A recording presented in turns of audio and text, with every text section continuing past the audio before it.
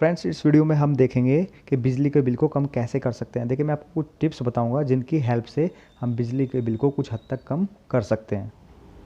देखिए, सबसे पहला पॉइंट है कि घर में जो फ़ैन लगा होता है या कोई भी ऐसा इक्विपमेंट जिसके अंदर मोटर लगी हुई है, अगर उससे आवाज़ आ रही है तो आपको उसको रिपेयर करा लेना चाहिए। हो सकता है उसके अंदर जो बेयरिंग लगा होता है वो डैमेज हो गया हो। अगर वो डैमेज हो गया है तो इस कंडीशन में आपका फ़ैन या मोटर जो है वो ज़्यादा करंट लेगा, तो आपका बिल पे उसका इफ़ेक्ट पड़ सकता है।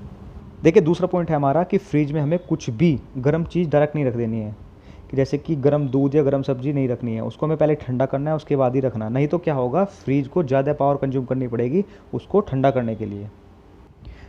देखिए, थर्ड पॉइंट है हमारा कि हमें जो नॉर्मल हीटर होता है कोयल वाला, उसकी जगह में इंडक्शन हीटर यूज़ करना चाहिए।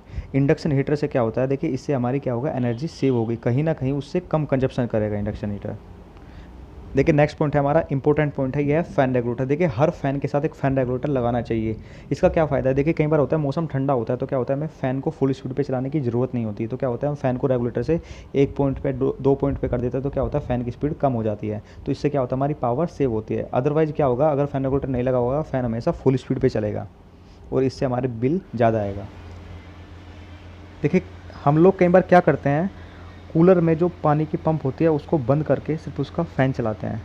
लेकिन मैं आपको सलाह दूंगा, आप ऐसा ना करें। अगर आपको सिर्फ फ़ैन ही चलाना है तो आप कोई दूसरा फ़ैन चला लें, छत का पंखा चला लें या कोई और फ़ैन चला लें। क्योंकि क्या होता है कि जो कूलर का फ़ैन होता है वो कहीं ना कहीं डबल पावर कंज्यूम करता है, डबल बिजली खपत करता है बाकी फ़ैन से। अगर आपको पंप चलानी है तो ही आप कूलर का यूज़ करें। देखिए, ये पॉइंट काफ़ी इंपॉर्टेंट है। अगर आपके घर में अभी भी 100 वाट का बल्ब लगा हुआ है तो आप उसको तुरंत 9 वाट या 12 वाट के एलईडी बल्ब से रिप्लेस कर दीजिएगा। नहीं तो होगा क्या, ये 10 वाट के एलईडी बल्ब के मुकाबले 10 गुना ज़्यादा बिजली की खपत करेगा, आपका बिल 10 गुना बढ़ा देगा। लेकिन नेक्स्ट पॉइंट है हमारा कि हमारे जो ट्यूबलाइट्स होते हैं, बल्ब्स होते हैं, उनको हमें रेगुलर बेसिस पे साफ़ करते रहना चाहिए। नहीं तो क्या होगा, वो गंदे होने के बाद हमें कम लाइट देंगे, और कम लाइट देंगे तो हमें ऐसा लगेगा कि या तो इसकी लाइफ ख़त्म हो गई है या फिर वो कम वोल्टेज का है। लेकिन नेक्स्ट है हमारा कि जो हमारी प्रेस होती है वो हमें ऑटो कट ऑफ टाइप ही यूज़ करनी चाहिए। मतलब ये क्या होता है कि एक टेम्परेचर पे जाने के बाद खुद ही बंद हो जाती है और फिर टेम्परेचर कम होने के बाद खुद ही ऑन हो जाती है। तो इससे भी हमें कहीं ना कहीं पावर सेव करने में मदद मिलेगी।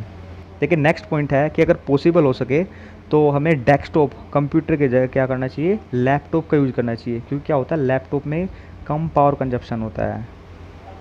देखिए, हमारा 10th पॉइंट है कि हमें नॉर्मल टीवी, जो नॉर्मल टीवी होते हैं उनकी जगह में एलईडी टीवी यूज़ करना चाहिए। देखिए, एलईडी टीवी क्या होता है, ये कम पावर कंजप्शन करता है और जो नॉर्मल टीवी होता है वो ज़्यादा बिजली खपत करता है। देखिए फ्रेंड्स, अगर आप ये जानना चाहते हैं कि आप 1 यूनिट बिजली से टीवी, फ्रिज या लाइट को कितनी देर तक जला सकते हैं, कितनी देर तक चला सकते हैं, तो उस पर मैंने एक वीडियो बनाया हुआ, मैं उसको आपको लिंक डिस्क्रिप्शन में दे दूँगा। देखिए, नेक्स्ट पॉइंट है हमारा कि जब हम मोबाइल चार्ज नहीं कर रहे होते या लैपटॉप को चार्ज नहीं कर रहे होते तो उसके चार्जर को हमें सॉकेट से निकाल लेना चाहिए, स्विच को बंद कर देना चाहिए। अदरवाइज़ क्या करेगा, ये पावर को कंज्यूम करता रहेगा। देखिए, पावर सेविंग करने का सबसे अच्छा तरीका है कि हर पॉइंट के साथ जो भी चीज़ आप इलेक्ट्रिसिटी चला रहे हैं उसके साथ स्विच होना ज़रूरी है। देखिए, क्या होगा, जैसे कि आपने लाइट है कोई स्विच के साथ कनेक्ट की हुई है, तो जब आपको उसको ज़रूरत नहीं है तो आप उसको स्विच से बंद कर सकते हैं। अगर स्विच ही नहीं होगा तो क्या होगा, वो कंटिन्यू चलती रहेगी और आपकी पावर कंज्यूम होती रहेगी और आपका बिल ज़्यादा आएगा। तो आपको हर बल्ब के साथ, हर फ़ैन के साथ स्विच होना ज़रूरी है। देखिए, नेक्स्ट पॉइंट है हमारा कि हम मोशन सेंसर या टाइमर यूज कर सकते हैं लाइट्स के लिए। देखिए, टाइमर क्या काम करता है, टाइमर जो आप उसमें टाइम सेट कर देंगे, जैसे कि शाम को आपको 6 बजे लाइट ऑन करनी है और सुबह को 6 बजे ही लाइट बंद करनी है, तो उसमें टाइम सेट कर दीजिएगा आप।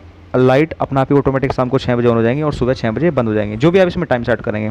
दूसरा है मोशन सेंसर। देखिए, मोशन सेंसर क्या काम करता है, जैसे आप मोशन सेंसर के कॉन्टैक्ट में आएंगे तो आपकी क्या होगी, लाइट ऑन हो जाएंगी। जैसे आप वहाँ से निकल जाएंगे तो लाइटें ऑटोमेटिक बंद हो जाएंगी।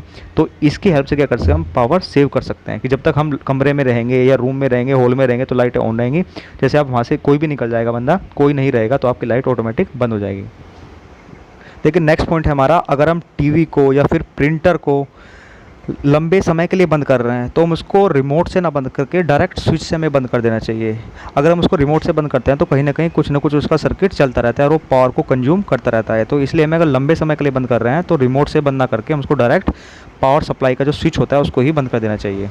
देखिए, ये भी काफ़ी इंपॉर्टेंट पॉइंट है। अगर हम कहीं पर बैठे हुए हैं, यहाँ पे फ़ैन चल रहा है, लाइट जल रही हैं और हम वहाँ से अब निकल रहे हैं और वहाँ पे कोई नहीं है, तो हम उनको फ़ैन को बंद करके और लाइट को बंद करके ही निकले। देखिए नेक्स्ट पॉइंट उनके लिए है जो एसी यूज़ करते हैं। अगर आप एसी चलाते हैं तो टेम्परेचर एसी का हाई रखेंगे तो आपका पावर कंजप्शन कम होगा, आपका बिजली का बिल कम आएगा। जितना आप टेम्परेचर लो रखेंगे तो एसी को ज़्यादा काम करना पड़ेगा पर रूम को ठंडा करने के लिए, और आपकी पावर कंजप्शन ज़्यादा होगी। सो फ्रेंड्स, अगर आपको ये वीडियो अच्छा लगा है तो वीडियो को लाइक कीजिए, शेयर कीजिए और चैनल को सब्सक्राइब कीजिए। थैंक